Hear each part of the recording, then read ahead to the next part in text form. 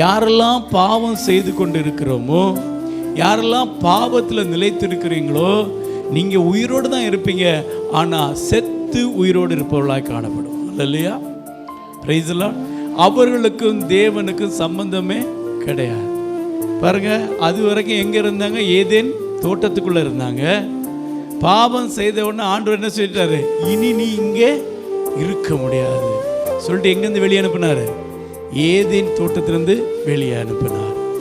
இப்போ இந்த காலத்தில் அந்த மரணத்திலிருந்து மனுஷனை தப்புவித்து மனுஷன் ஜீவனுக்குட்பட வேண்டும் என்று சொல்லி அவரே மனுஷனாய் வந்து ஆதி மனிதன் செய்த பாவத்தை இவர் தம்மை பலியாய் ஒப்பு கொடுத்து அதை பரிகரித்தார். இல்லையா?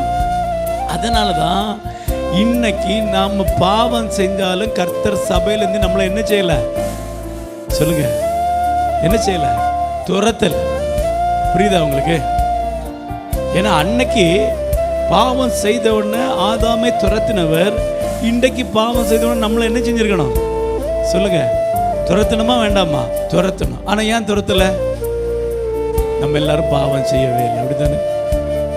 சொல்லுங்க, பாவம் செய்கிறோமா இல்லையா?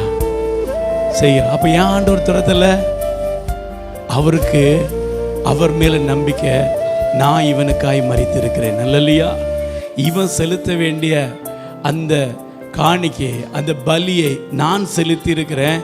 அதனால ஒரு நாள் இவர்கள் ரட்சிக்கப்படுவார்கள். அல்லலையா? Praise the Lord.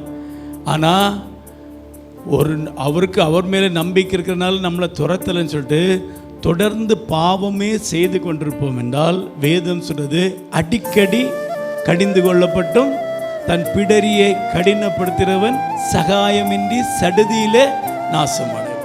இன்னைக்கு நல்லா இருக்கும், சந்தோஷமா இருக்கும். நம்ம நினைக்கலாம் ஒண்ணுமே யாருக்கும் தெரியல. இல்லை, ஒருத்தர் பார்த்துட்டே இருக்கிறார். இல்லையா?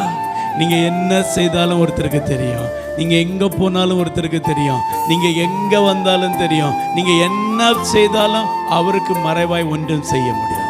இல்லையா? அவர் பொறுமையா இருக்க காரணம் என்ன தெரியுமா?